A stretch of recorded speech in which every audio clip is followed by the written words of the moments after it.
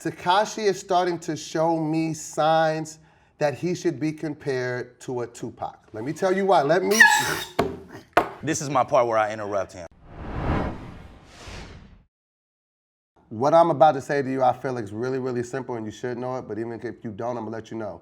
Tekashi6ix9ine is very, very good and amazing for the culture of hip hop. You have got to be kidding me right now. Tekashi6ix9ine is not good for the culture for the simple reason that the young man creates a false reality for young people. You're making my point for me.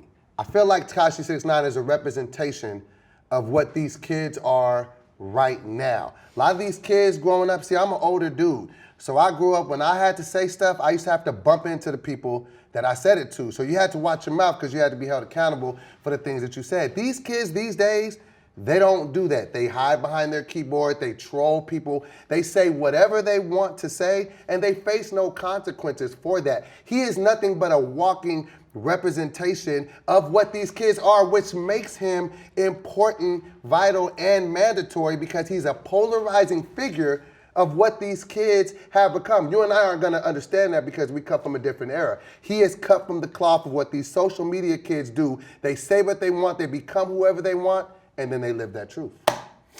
Okay, so a very important point that you made was talking about the nature of young people. Now, you say we're too old to understand this, but on the contrary, I've been working with teenagers for the last 10 years. And unfortunately, there are consequences for young people. When young people do dumb shit, they have to pay for it. Unlike Tekashi6ix9ine, who is part of this radical movement of artists who create this contorted version of what hip hop has always been, right? Authentic, you know what I'm saying, raw. He's very devoted to being controversial. He's very devoted to be unapologetically himself, which young people are gonna gravitate towards. On the contrary to that, while he sets a fire to this radicalism, he doesn't talk about the way that this radicalism can get you burnt. So when a man does something like, you know, I don't have to simply have respect for anything or anyone around me because of who I am. Now that's cool for Tekashi, but when a little white boy from the suburbs does that in Compton, we got a problem. And who do you think is playing Tekashi6ix9ine? You think it's people from the hood? Because it ain't. You just made my point for me again, Jay Taj, and I love you for doing it. You said he is unapologetically himself. That is what hip hop is. The kid is hip hop. He doesn't give a fuck. He does, and the thing that makes Tekashi great is that he's polarizing. He forces you to have an opinion about him. He's very Floyd Mayweather-ish in his approach to the game. You're either gonna love Floyd Mayweather or you're gonna hate him. The majority of people that buy tickets to go to Floyd Mayweather fights go to watch him get knocked the fuck out because it's never happened. Right. So you cannot be indifferent on a person like Tekashi6ix9ine because he forces your hand into having an opinion about him, whether you love him, whether you hate him, he got rainbow hair or whatever. You're not just gonna sit there when it comes to a Tekashi6ix9ine and just say, oh, I don't give a fuck about him. This kid is working because he has become polarizing. He's made himself a point of the conversation that you have to form an opinion on, and he backs it up with the records. Okay, when it comes to like him forcing me to have an opinion, nobody forces me to have an opinion. I was born with that, okay? Secondly, to compare him to someone like Floyd Mayweather, now let me tell you like the dynamic between the two here. There's something called persuasion, okay? And what Floyd Mayweather does is he persuades you to something that's connected to humanity. Floyd Mayweather is amazing. The man is great at what he does. And every time he opens his mouth, he's persuading you to connect to that reality. Now what somebody like 6ix9ine does, or even XXXTentacion, they manipulate you. Now there's a difference between, there's a difference between persuasion and manipulation. Like I said, persuasion is connected to a reality, something that is connected to humanity, okay? Something that's real. You're trying to persuade them to connect to that. While manipulation is to put on a wolf in sheep's clothing, okay? To put up a falsehood of what's real and use emotions and use connectable ideas to get people to get on your side. Because like you said, I wanted to blow my horn on you when you said this, okay? But you said he is hip hop. No. He is a contortion of hip hop. He is taking the foundation of hip hop, which is authenticity and being unapologetically yourself. And he's taking that to a radical level. That radical level is what's dangerous for the culture, not for Tekashi, and in some ways not even for kids from the hood. Like I keep saying, he's gonna give the wrong kids the impression that they could do and say whatever they want and not be punished for it. And then what happens when these kids get their ass whooped? Where's Tekashi at? Now I know I'm gonna get some flack for this next statement. And I really don't give a fuck, because I really thought about it and I have some valid arguments as to why I believe it's true. Tekashi is starting to show me signs that he should be compared to a Tupac. Let me tell you why. This is my part where I interrupt him, okay? I almost don't even want to say anything to you. I just needed you to stop and think about your words. Once again, if you're about to even in any way, shape, or form compare a Tekashi to Tupac, you have to consider that Tupac, outside of his mouth, now this may be subjective, brought timeless records. The man was at least, in terms of theory, a little more musically inclined to have something to back up his radical nature. Let me tell you why, and now you can't interrupt me, so you're gonna have to listen to this shit. Now, I'm not comparing their discographies, it's way too early for that, or even their artistry, so I'm not gonna say that. But there was a time with Tupac. Okay, let's talk about Tekashi6ix9ine. People say he's walking around, he's saying he's blood, and the only reason why he acts like that, because he got a bunch of tough niggas around him that have put in that work. Right. Okay, you're a man of a certain age, so you remember when Tupac got out of prison, he started running with 6ix9ine. Sure. Do you remember when he all of a sudden, Pac was tough as fuck? We didn't even know Pac as being that type of artist. Right. He was running around, popping shit, MOB, and everybody was like, he's only talking like that because Suge is with him. Okay. People are saying Tekashi is only talking like that because he has these other gangsters around him. Sure. Tekashi right now is getting into it with every rapper in the game. He's beefing with niggas. He's going at niggas. Niggas are coming at him. YG, Game, different artists. He's beefing with seemingly everybody. You don't remember a point in time when Tupac had that same energy? Jay-Z dissed Tupac. Mobb Deep, it was a lot of niggas that was not fucking with Tupac. They was not dealing with his movement. He was fucked the whole East Coast. Started off a whole war. It was the same thing. Sure. And then lastly, as far as just being a gangster or whatever, and however you perceive yourself, and then starting to deal with masculinity in a certain type of way. Now, with Tekashi6ix9ine, he's walking around with rainbow hair, rainbow teeth. What do most people associate rainbow with? The LGBT community, they say you're a different type of way. If that's what you're representing, that's what it is. So they look at him like, what is this dude, whatever. You don't remember back 20 years ago, Tupac had a nose ring. People looked at that like that was some type of way. When he was on the album cover for All Eyes on Me, the nigga was wearing a leather vest. There are people that, he took a picture in a bathtub naked with a bunch of jewelry. So there were points in time where like this tough guy questioning his sexuality. Of course, I'm not saying either one of these artists are indie, but they make you question that. And what I feel like Tekashi's done, he takes stereotypes and he puts them on their head. Almost to a point where like with Young Thug would do the same thing. Like, I ain't never seen a gangster with rainbow hair. But this nigga's a gangster. He's talking that gangster shit. So he has been able to do that, and he's showing me signs of Tupac comparisons. So back to my original point, right? He's radical. Yes. Tupac was radical. And my discussion about Tekashi is that Tekashi never addresses the way that lighting a fire can get you burned. Tupac gave his life showing us that radical shit can get you killed. Once again, you make my point for me. I think that we're actually debating the same topic, and you should actually come sit on this side. Oh, is that right? Absolutely. Okay. Because at the end of the day, this is what I feel about Tekashi. He is not responsible for telling you the end of the game when he's a fucking kid. This is the problem that I'm starting to have with other tough guys and grown-ups. He's a fucking child. I'm a father. I have a 12-year-old daughter. When I was 21 years old, I didn't know shit about shit. How can he tell us about the pitfalls? All he is doing is what he saw his heroes doing. When 50 Cent came out, 50 Cent didn't give a fuck. Right. 50 Cent came out, said I'm robbing the industry. Went at every nigga in the game. Jay-Z, anybody. He didn't give a fuck. He didn't care. Might have got him shot. He did not care. He went against everybody. It's kamikaze. It's the mentality that most hip-hop artists have, like, fuck everybody. I'm letting my nuts hang. I'm doing my shit. This is where I knew this kid was onto something big. When he was on The Breakfast Club. Most people make it to The Breakfast Club, a pinnacle of a place where that's gonna pop your career. They're gonna tell you what it is. You make it to The Breakfast Club, you've arrived. That nigga came there and sunned that whole interview. Lord. He was at points being dismissive. They said, hey, tell us about your name. Fuck my name, let's get into the shits.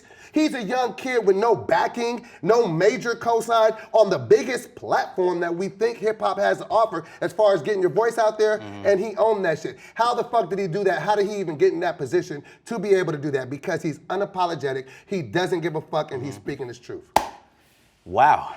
So, You're very emotional right now, and I respect that. For you to say that my argument lands on your side, in many ways, yeah, we are saying the same thing, but you and I are just categorizing them into two different spaces. Where I see as Tekashi's actions are detrimental to the culture, you see them as glorified because other people have gotten away with it before. Yes, a 50 Cent got away with it. A Tupac did not get away with it. If you haven't noticed, he's been gone for a few years. A Biggie did not get away with it. Even a Lil Wayne, in some capacity, did not get away with it. You see where his career ended up because of this radical nature. Okay, so for you to take all of these things and then to say that the Breakfast Club is some kind of validation that he's doing something good is different from saying that he's doing something that's big. Of course, any publication. We're talking about him right now in a manner that I'm like, yeah, well, fuck this kid, but we gotta address it, right? In the same way that Breakfast Club would have to address it, Vlad TV, whatever type of publication wants to address it is because the people are on it. Now, my defense to why people love this dude is because they are being manipulated into believing that that radical nature is rewarding, okay? That's not gonna work for everybody. This is detrimental to the people comes into play because these people will not be Tekashi. Important to the culture, we can look at that in 20 years and see what we've learned from that. Good for the culture, there's no argument, DoBoy. There's no way that he's doing something that uplifts anybody, that puts anybody in a better position. Go ahead. Yeah, good try. That was precious. Yeah. Anyway, so I'm gonna just keep on talking then. Word. So the reason why he is good for the culture and he's important for the culture because he is self-made. Let's be very, very honest about this kid. I see you shaking your head. I'm going somewhere with this. The reason why he is important and good for the culture, he has no major cosign. No major artist came out and said, oh, Tekashi is the next dude. No big producer came out and said, oh, let me give this kid the best beat. He was a SoundCloud rapper. He did this on his own. If hip hop is not built upon anything, it is the underdog spirit. The little guy can win. The Rocky Balboa approach. I feel like he's the Rocky Balboa of hip hop. He came out of nowhere. He does not look like a rapper. And this is one of my main points. And I meant to say this earlier, but I'm gonna say it now. The main reason, and I know you're gonna have a little bit of a connection with this, even if you try not to. Okay. The reason why he is very detrimental and important to hip hop, because he is a Latin artist. Oh, Lord. And he is big. Oh, think Lord. About it. Yeah. I'm a quarter Spanish, you know what I'm saying? This is for la raza. This is real talk. But as far as hip hop MCs, as far as like greats, right? There's always a stigma been that Latin MCs don't always bring it. Right. That has been, or we've never really seen a Latin superstar. Now, I know what the argument would be. Is there a Fat Joe? They're a Big Pun. Respect to them. And I'm not saying that there are artists, but hip hop is an African-American dominated sport. Right. You get your, sometimes your Eminems that come from time to time, different people from different races. This is a kid who is Mexican and Puerto Rican, and he is with all the shits. I feel like he has all of the potential to be a fucking megastar. Okay. I feel like that is very important in hip hop, because I haven't seen it. I'm excited about that because I come from the era where when I first heard the Migos, I thought it was a Mexican rap group. I was like, yes, this is gonna be great. And I'm like, oh, these niggas, you know what I'm saying? But with there being not a lot of representation of the Latino descent in hip hop, I feel like now we have one. We have one with this kid. And now I can start to identify with, okay, tell me what it's like where you coming from. Give me your experience. I haven't had a ton of that, even with a Fat Joe or with a Big Pun. We didn't get to hear a lot from Big Pun because, rest in peace, he got taken away from us earlier. Sure. Fat Joe, you know what I'm saying? I want to see what is this kid's life coming from a Spanish descent in New York. How do you see this through your optics? Sure. I want to see that, and I feel like he's giving us an opportunity, and I feel like hip-hop needs that because I haven't seen it yet, and I'm excited to see what he has. Interesting. Okay, so just for a disclaimer, you have no more time. I have so many more points. Thank God, because you like to make like 10 points in one discussion, okay? So go back to one of your points was talking about how this is important for Latin people, okay? I don't know if you ever watched the Tekashi video, but is he not the only Latin person in the video?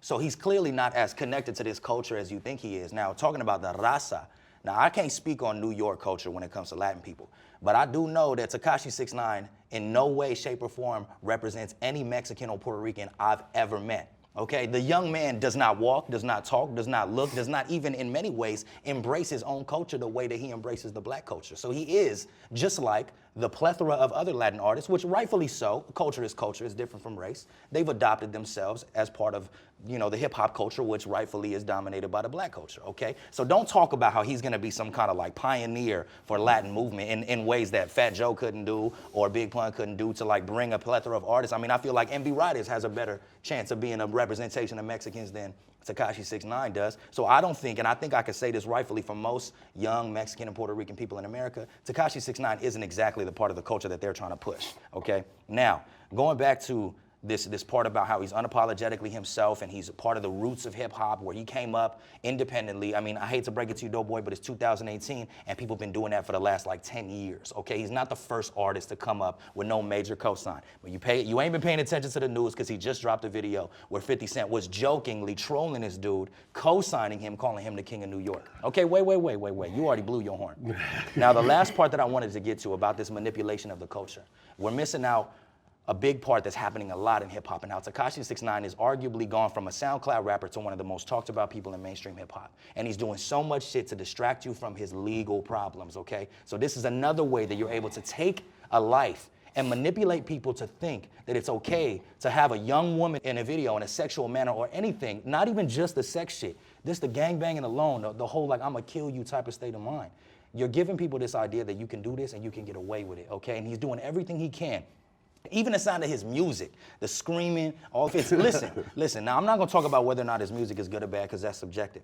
In my opinion, don't really matter there. But in the case of measurable effect, the man makes music that is so loud it distracts you from real discussions. How do we let people like this? How do we give them breathing room when there's tons and tons and tons of talented, good-hearted people out there that are out here that actually give a shit about the culture? Now, we're talking about whether or not he's good or bad for the culture. And to be quite honest, Tekashi6ix9ine don't give a fuck about the culture. Tekashi6ix9ine gives a fuck about Tekashi6ix9ine. You could tell from the way he went from blue rags to red rags. The man don't give a fuck about nothing. He only gives a fuck about himself and what benefits him. So therefore, all the young people that are attached to someone who is radically himself, someone who is angry, someone who's got something to say, they see someone doing that, and of course, in a way that we thought it was okay to be a blood, when J-Rock came out, when Lil Wayne came out, the way we thought it was okay to say cuz, when Snoop Dogg was doing his thing, people are gonna think it's okay to be like Tekashi6ix9ine, and they're gonna end up in a situation where Tekashi6ix9ine's clout is not gonna be there to save him.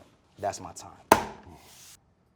Tekashi6ix9ine is important to the culture. To me, he is the Terrell Owens of hip hop. We get distracted by all his antics and shenanigans, but he's a damn good producer when it comes down to the goods. I will, in one way, agree that nothing is not important for the culture. If it's happening, it's important as part of history. Tekashi6ix9ine is bad for the culture because no one involved in this comes out on top where their life is in a better place than it was before. Gonna have to agree to disagree. Good stuff, man. What up, squad? I hope you enjoyed the video. If you did, you can hit the subscribe button. You can also follow us on Twitter and Instagram by clicking the links below. Until next time, thanks for watching All Def Music.